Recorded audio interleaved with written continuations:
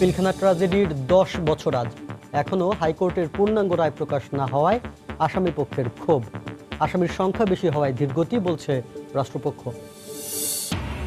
8 মিনিটের কমান্ডো অভিযানে চট্টগ্রাম বিমানবন্দরে উড়োজাহাজ ছিনতাই ঘটনার অবসান। গুলিতে অস্ত্রধারী নিহত, পাইলট, কেবিন ক্রু সহ যাত্রীরা নিরাপদ। চকবাজারে আগুনে হতাহতের ঘটনায় পালন করা হচ্ছে রাষ্ট্রীয় শোক। বিচার বিভাগীয় তদন্ত ও ক্ষতিপূরণ চেয়ে আলাদা 3টি রিটের শুনানি আজ। নামে মিল থাকায় অপরাধ না করেও 1 বছর কারাভোগ করতে হয় বরিশালের শুক্কুর শাহকে। ক্ষুব্ধ স্বজনরা, দায়ীদের বিচারের আওতায় আনা তাগিদ আইনজীবী। পর্দা উঠল 91তম অস্কারের। ক্যালিফোর্নিয়ার ডলবি থিয়েটারে ঘোষণা করা হচ্ছে পুরস্কার। সেরা বিদেশি ভাষার ছবি মেক্সিকোর রোমা।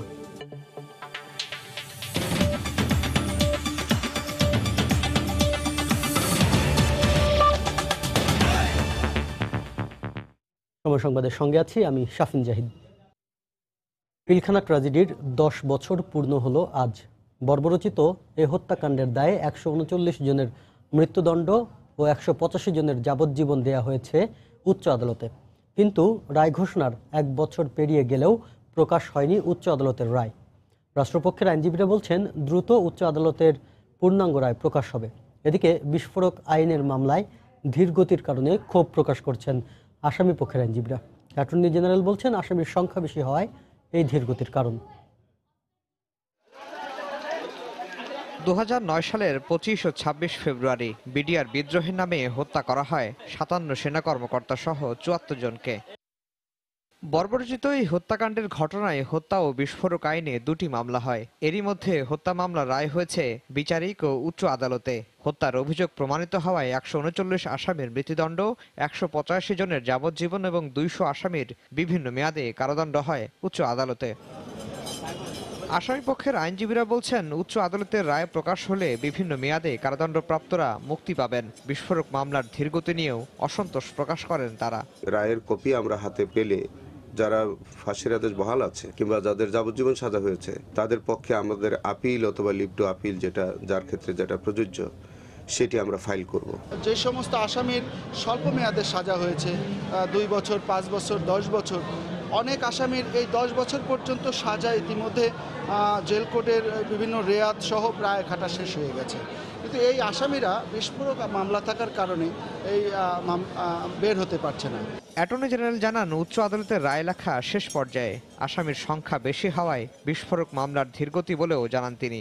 বিচারপতিরাও যেরকম খুব চুলচেরা বিশ্লেষণ করে বিচার করার চেষ্টা করছেন, সেই জন্যই রায় প্রকাশ হতে হয়তো দেরি হচ্ছে।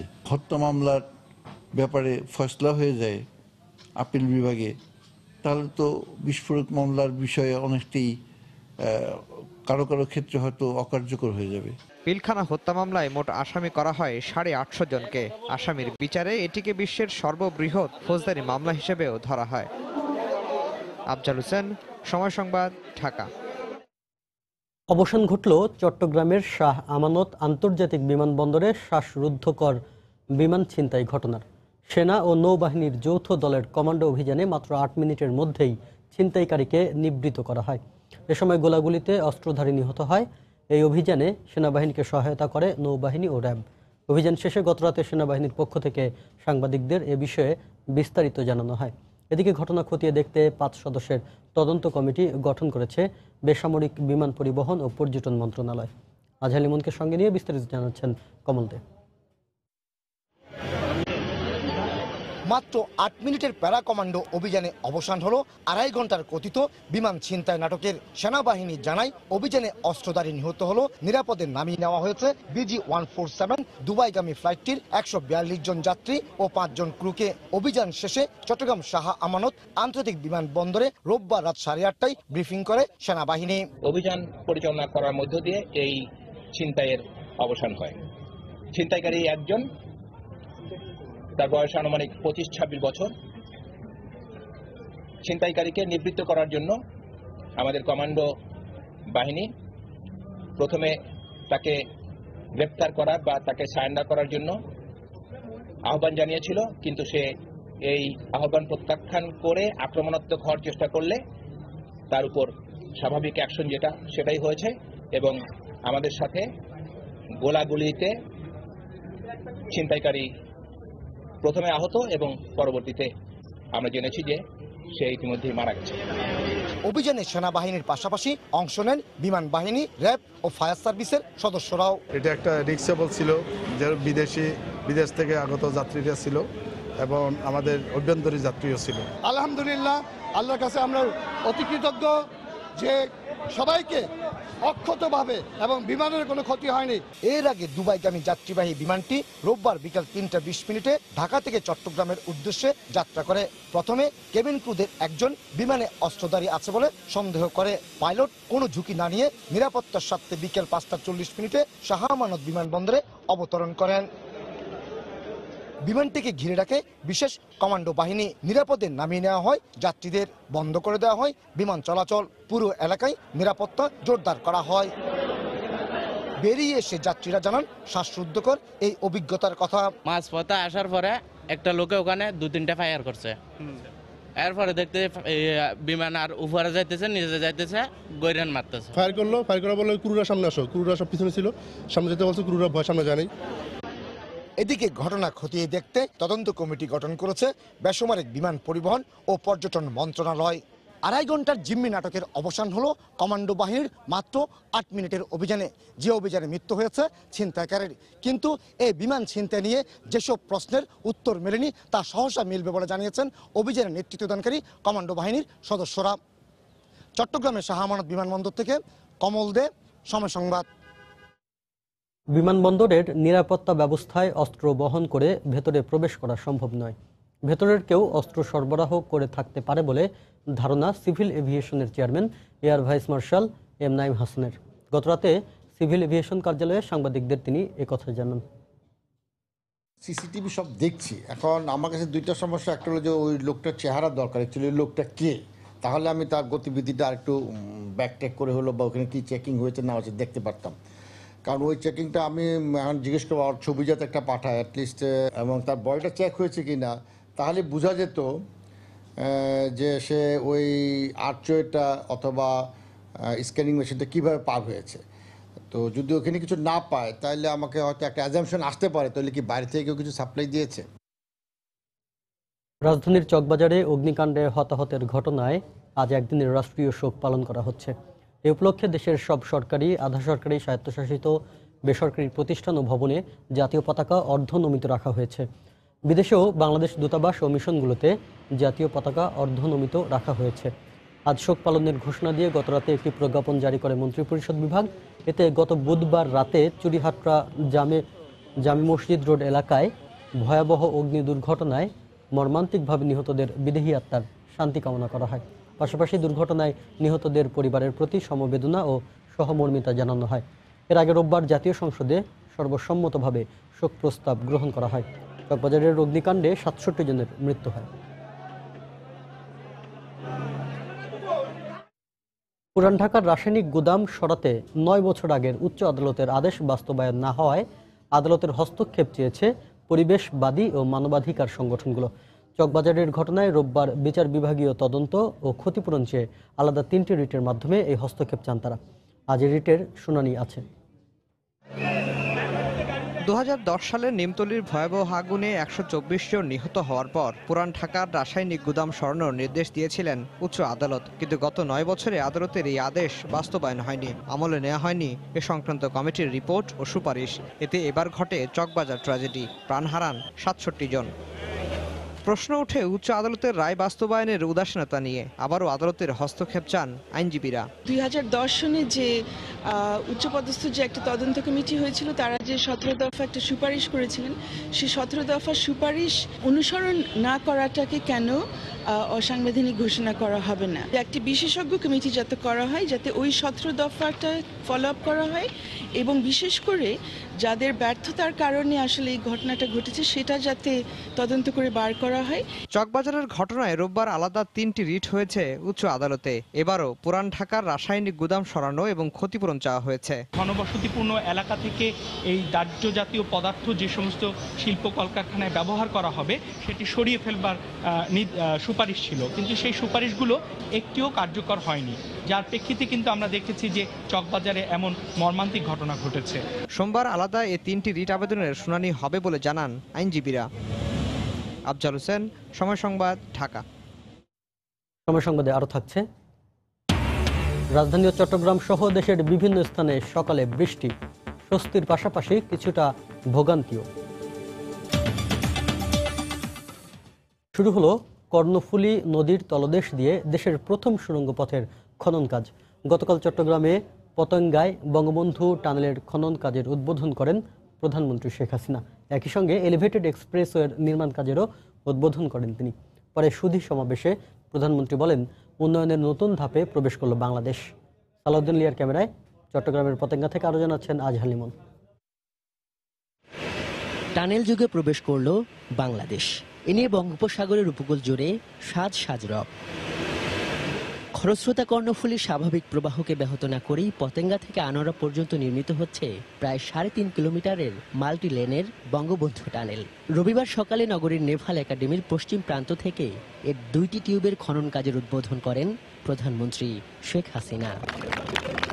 একই স্থানে চট্টগ্রামের লালখান বাজার থেকে শাহ আমানত বিমানবন্দর পর্যন্ত 16.5 কিলোমিটার এলিভেটেড এক্সপ্রেসওয়ে নির্মাণ কাজের উদ্বোধন করেন তিনি।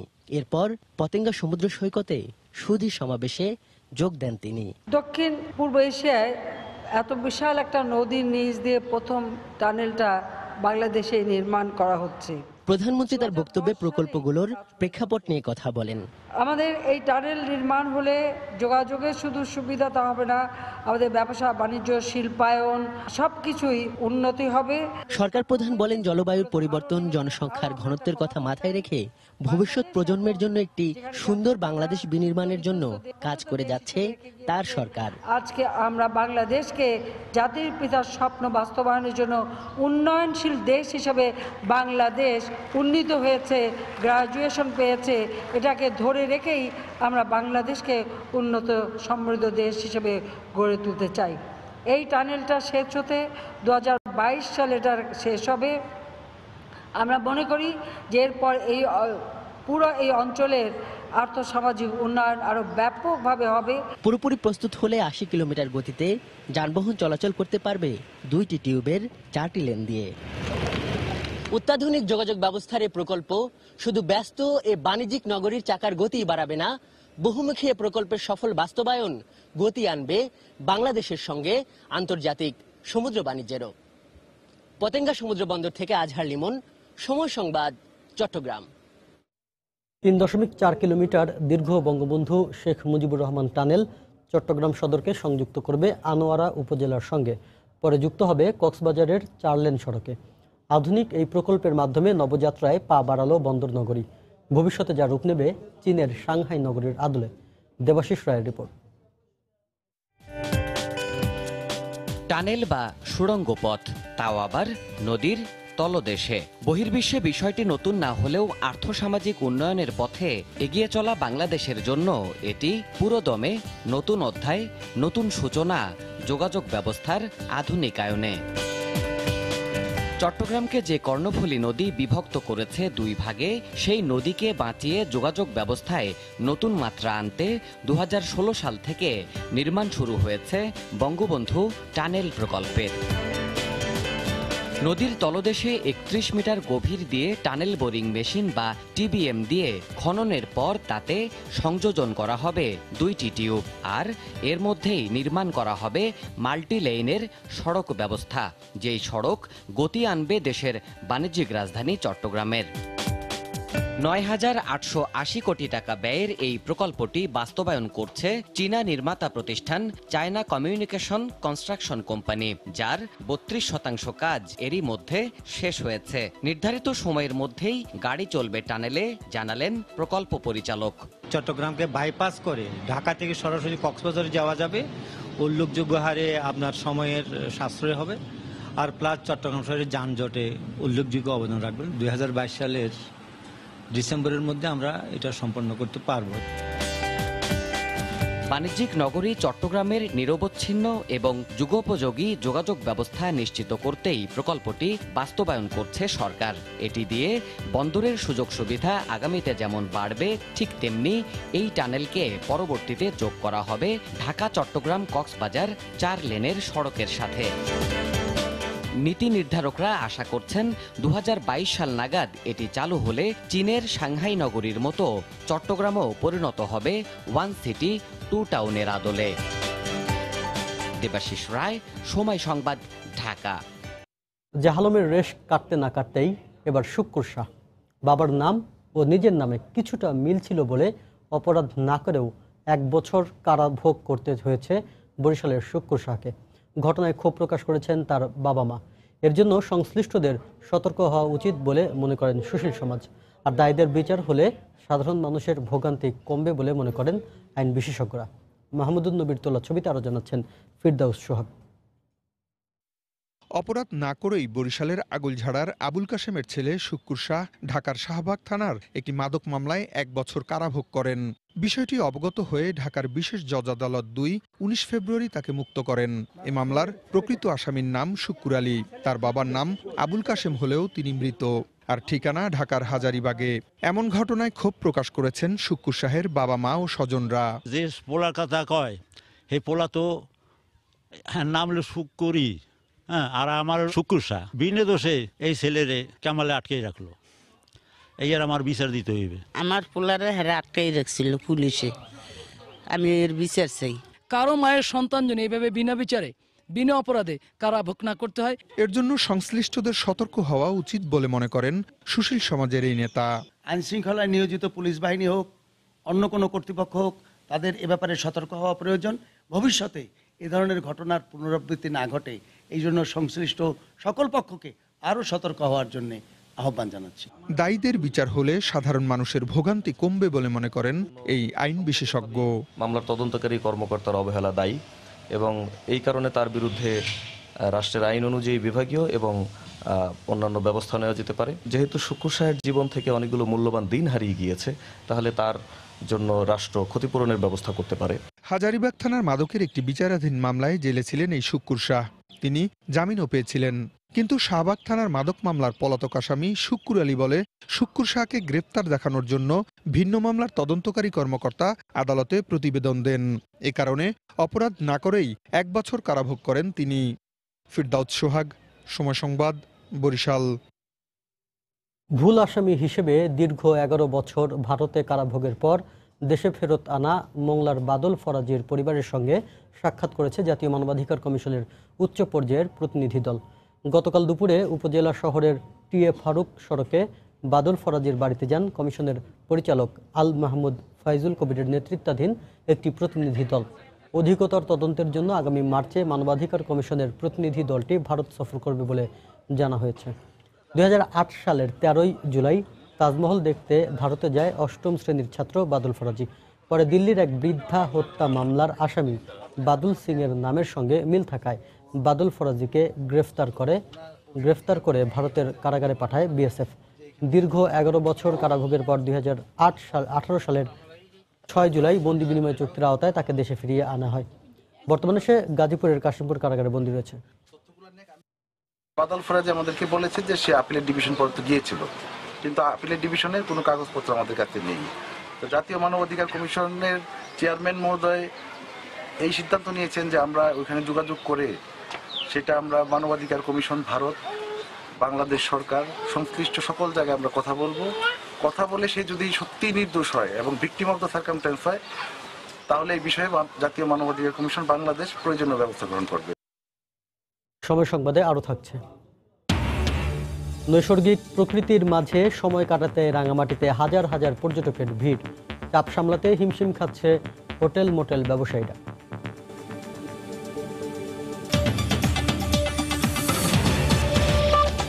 গুলিতে একজন নিহত হয়েছেন। র্যাব বলছে নিহত ব্যক্তি মাদক ব্যবসায়ী, মারা গেছে বন্দুকযুদ্ধে। গতরাতে খেতলাল উপজেলার টাউসারা এলাকায় এই ঘটনা হয়। র্যাব 5 ক্যাম্পের কমান্ডার আজমল হোসেন জানান, মাদক ব্যবসায়ীদের একটি চক্র টাউসারা এলাকায় অবস্থান করছে এমন সংবাদের ভিত্তিতে সেখানে অভিযান চালায় তাদের একটি দল। উপস্থিতি টের পেয়ে তাদের লক্ষ্য করে গুলি করে মাদক ব্যবসায়ীরা। এ সময় র্যাবও পাল্টা গুলি করলে পালিয়ে যায় ব্যবসায়ীরা। পরে সেখান থেকে গুলিবিদ্ধ অবস্থায় মাদক ব্যবসায়ী তোফাজ্জেলকে উদ্ধার করে জেলা আধুনিক সদর হাসপাতালে নেওয়া হলে কর্তব্যরত চিকিৎসক তাকে মৃত ঘোষণা করেন। নিহত তোফাজ্জেলের বিরুদ্ধে জয়পুরহাট ও নওগাঁর বিভিন্ন থানায় মাদক ছিনতাই ও চোরাচালানের 12টির বেশি মামলা রয়েছে বলে জানিয়েছে র্যাব।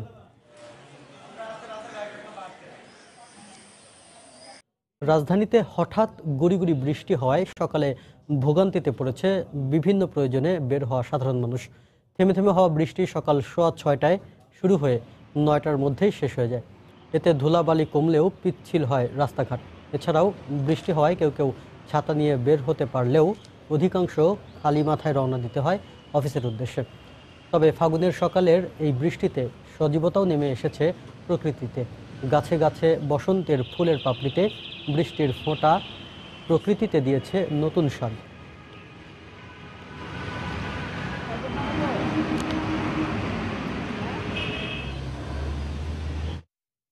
ভোর থেকেই চট্টগ্রামে থেমে থেমে ঝোড়ো হাওয়া সহ বৃষ্টিপাত হচ্ছে। এই মুহূর্তে চট্টগ্রাম মেডিকেল কলেজ এলাকায় আছেন রিপোর্টার শফিকুল আলম। সরাসরি চলে যাচ্ছি তার কাছে। শফিক, সকাল থেকে কিন্তু চট্টগ্রামে গুড়ি বৃষ্টি শুরু হয়েছে। প্রথমে গুড়ি বৃষ্টি ছিল, পরে তা মুষলধারে পরিণত হয়। আমরা যখন সকাল 6টার দিকে বের হয়েছিলাম তখন পুরো আকাশ ছিল মেঘলা এবং পুরো চট্টগ্রাম জুড়ে একেবারে অন্ধকার নেমে এসেছিল, সেরকম দৃশ্য আমরা দেখেছি। কিন্তু বেলা বাড়ার সাথে সাথে সকাল 8টার দিকে গুড়ি বৃষ্টি শুরু হয়। পরবর্তীতে আরও সেই বৃষ্টি আরও ঝুম বৃষ্টি নেমে চট্টগ্রামে। এতে করে কিন্তু আমরা যেটা দেখেছি জনজীবনে কিছুটা কারো জীবনে স্বস্তি নেমে এসেছে। অনেকে স্বস্তি প্রকাশ করে তারা বলছেন যে অনেকদিন ব্যবসা গরম ছিল, গরমের পর এরকম বৃষ্টিতে এটাকে তারা ভালোভাবে নিয়েছেন। আবার অনেকেই কিন্তু বলছেন যে আসলে হঠাৎ করে বৃষ্টি হওয়াতে তারা রাস্তায় নেমে কিন্তু বিপাকে পড়েছেন। অনেকে অফিস আদালতে যাচ্ছেন এবং অনেকে গাড়ি পাচ্ছেন না, এই বিষয়টি তারা জানিয়েছেন। তো আমরা কিছুক্ষণ আগে কিন্তু আবহাওয়া অফিসের সাথে কথা বলেছিলাম। তারা বলছেন যে আসলে সকাল 9টা পর্যন্ত গত 24 ঘন্টায় 5 মিনিটে বৃষ্টিপাত রেকর্ড করার কথা বলেছেন। অর্থাৎ তারা ঠিক বেলা 12টার দিকে আবার আপডেট দিবে কী ধরনের বৃষ্টিপাত হয়েছে। এবং তারা এটাও জানিয়েছেন যে আসলে কোনো সতর্ক সংকেত নেই বা কোনো সিগন্যাল নেই বলেও তারা জানিয়েছেন। এবং আগামীতে আরও বৃষ্টিপাত হওয়ার কথা তারা জানিয়েছে এবং ঝড়ো হওয়ার কথাও তারা জানিয়েছে। আমরা সকাল থেকে দেখেছিলাম যে চট্টগ্রামকে ঝড়ো হাওয়া দেখেছি, রাস্তায় বিভিন্ন মানুষের এসে কিন্তু বিপাকে পড়েছেন। তারা রাস্তায় বের হয়ে কিন্তু সমস্যায় পড়েছেন এই ঝড়ো হওয়ার কারণে। তবে এখন বলা যায় শান্ত আছে এবং একটু আলো বা সূর্য ওঠার চেষ্টাও করছে, এরকম দৃশ্য আমরা দেখতে পাচ্ছি। তবে সকালে কিন্তু অনেক অন্ধকার ছিল পুরো চট্টগ্রাম জুড়ে। এবং বেশ কিছু তথ্য আমরা পেয়েছি, অনেকের সাথে কথা বলেছিলাম এবং আমরা বিভিন্ন থানা থেকেও তথ্য পেয়েছি চট্টগ্রামে বেশ কিছু এলাকায় শিলাবৃষ্টি হয়েছে বলেও তারা আমাদেরকে জানিয়েছেন, বিশেষ পাথরঘাটা সহ বেশ কিছু এলাকায়। তো সব কিছু নিয়ে আসলে যেটা বলতে পারি, সকাল থেকেই প্রথমে গুড়ি বৃষ্টি, পরে মুষলধারে বৃষ্টিতে একদিকে যেমন স্বস্তি প্রকাশ করেছেন এবং অনেকে কিন্তু রাস্তায় বের হয়ে, ঘর থেকে বের হয়ে যারা অফিস আদালতে যাচ্ছেন, বিভিন্ন কর্মকাণ্ডে যাচ্ছেন, বিভিন্ন কাজে যাচ্ছেন, তারাকে বিপাকে পড়েছেন এই কথাও তারা জানিয়েছেন। এবং আবহাওয়া অফিস যেটি জানিয়েছেন আগামীতে আরও বৃষ্টিপাত হওয়ার সম্ভাবনা রয়েছে বলে তারা জানিয়েছে এবং আরও ঝড়ো হাওয়া হতে পারে বলে তারা জানিয়েছেন। তো এই ছিল আমার কাছে চট্টগ্রামের বৃষ্টির সর্বশেষ তথ্য। ভোর থেকে চট্টগ্রামে থেমে থেমে ঝোড়ো হাওয়া সহ বৃষ্টিপাত হচ্ছে, সেই খবর জানাচ্ছিলেন চট্টগ্রাম মেডিকেল কলেজ এলাকা থেকে সহকর্মী শফিকুল আলম। শহরের যান্ত্রিকতা ভুলতে নৈসর্গিক প্রকৃতির মাঝে কিছুটা সময় কাটাতে রাঙামাটিতে ভিড় করছেন হাজার হাজার পর্যটক। ফেব্রুয়ারিতে বিভিন্ন ছুটির কারণে এ সময় পর্যটক আগমন বেড়েছে কয়েকগুণ। বাড়তি পর্যটকদের চাপ সামলাতে হিমশিম খেতে হচ্ছে হোটেল মোটেল ব্যবসায়ীদের। রাঙামাটি প্রতিনিধি হেফাজত সবুজের পাঠানো তথ্য ও ছবি নিয়ে রিপোর্ট। টানা ছুটিতে রাঙামাটি পর্যটন কেন্দ্রগুলোতে পর্যটকদের এখন উপচে পড়া ভিড়। পুরো শহর এখন পর্যটকদের পদচারণায় মুখর। নগর জীবনের ক্লান্তি দূর করতে পাহাড়ি এই জনপদে ভিড় করা এসব পর্যটকরা রাঙামাটির অপার সৌন্দর্যে মুগ্ধ। ঘুরতে আসা পর্যটকদের বিনোদনের প্রধান আকর্ষণ ছিল কাপ্তাই হ্রদ ও পাহাড়ের নৈসর্গিক সৌন্দর্য। ঝুলন্ত সেতু, পলওয়েল সহ নানা পর্যটন স্পটগুলোতে এখন হাজারো মানুষের সরব উপস্থিতি। এখানে সব প্রাকৃতিক জিনিসগুলি খুবই সুন্দর। আমার রাঙামাটি এসে খুব ভালো লেগেছে। প্রাকৃতিক পরিবেশের যে ছোঁয়া আমরা আসলে এই শহরে যারা থাকে তারা পাই না, এখানে এসে বোঝা যাচ্ছে যে আসলে আমাদের দেশ অনেক সুন্দর। এদিকে বাড়তি পর্যটকদের সামাল দিতে হিমশিম খেতে হচ্ছে হোটেল ব্যবসায়ীদের। রাঙ্গামাটিতে আরও যদি বেশ কিছু হোটেল থাকতো, ওই হোটেলগুলি তো ভরপুর থাকতো। নেক্সটও যদি এরকম টুরিস্ট আসে তাহলে আমরা বিগত দিনের ক্ষতিগুলো পুষিয়ে নিতে পারবো। পর্যটকের আগমনে বিকিকিনি বেড়ে যাওয়ায় খুশি ক্ষুদ্র ব্যবসায়ীরাও। আমাদের বেচা বিক্রিও খুব ভালো হচ্ছে। আমরা আশা করি যে এভাবে যেন আমাদের টুরিস্ট আমাদের রাঙ্গামাটিতে আসে। পর্যটকরা যাতে নির্বিঘ্নে পর্যটন স্পটে ঘোরাঘুরি করতে পারে তার জন্য টুরিস্ট পুলিশ কাজ করছে। অন দ্য স্পটে আছি যাতে টুরিস্টরা তাদের স্পটগুলোতে সুন্দরভাবে নির্বিঘ্নে ঘোরাফেরা করতে পারে। আগামী 28 ফেব্রুয়ারি পর্যন্ত পর্যটন কর্পোরেশনের সব রুম বুকিং রয়েছে বলে জানিয়েছেন পর্যটন কর্পোরেশনের ব্যবস্থাপক। সবকিছু আবহাওয়া ঠিক থাকলে তাহলে আমাদের কোনো অসুবিধা হবে না। আশা করছি গতবারের চাইতে সব অঙ্কে আমরা সীমা অতিক্রম করতে পারবো। প্রতি বছর রাঙ্গামাটি জেলায় 5 লাখ পর্যটকের আগমন ঘটলেও গত 3 দিনে লক্ষাধিক পর্যটকের আগমন হয়েছে বলে জানিয়েছে পর্যটন কর্পোরেশন। সময় সংবাদ, রাঙ্গামাটি। এ পর্যায়ে শীর্ষ সংবাদ জানিয়ে দিচ্ছি আরেকবার।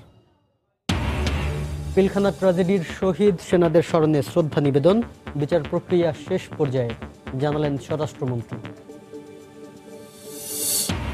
8 মিনিটের কমান্ডো অভিযানে চট্টগ্রাম বিমানবন্দরে উড়োজাহাজ ছিনতাই ঘটনার অবসান, গুলিতে অস্ত্রধারী নিহত, পাইলট, কেবিন ক্রু সহ যাত্রীরা নিরাপদ। চকবাজারে আগুনে হতাহতের ঘটনায় পালন করা হচ্ছে রাষ্ট্রীয় শোক, বিচার বিভাগীয় তদন্ত ও ক্ষতিপূরণ চেয়ে আলাদা 3টি রিটের শুনানি আজ। নামে মিল থাকায় অপরাধ না করেও 1 বছর কারাভোগ করতে হয় বরিশালের শুক্কুর শাহকে। ক্ষুব্ধ স্বজনরা, দায়ীদের বিচারের আওতায় আনার তাগিদ আইনজীবীদের। পর্দা উঠল 91তম অস্কারের, গ্রিন বুক জিতে নিল সেরা চলচ্চিত্রের পুরস্কার, সেরা অভিনেতা অভিনেত্রী রামি মালেক ও অলিভিয়া কোলম্যান। এই ছিল এখনকার মতো। যে কোনো খবর পেতে ভিজিট করুন সময়নিউজ.tv। আপনার মোবাইলে সময় সংবাদ দেখতে ও সব খবর পেতে ডাউনলোড করুন সময় অ্যাপ। এছাড়াও এইমাত্র পাওয়া খবর মোবাইলে পেতে SMS করুন *BN লিখে পাঠিয়ে দিন 16242 নম্বরে। সঙ্গে থাকুন সময়।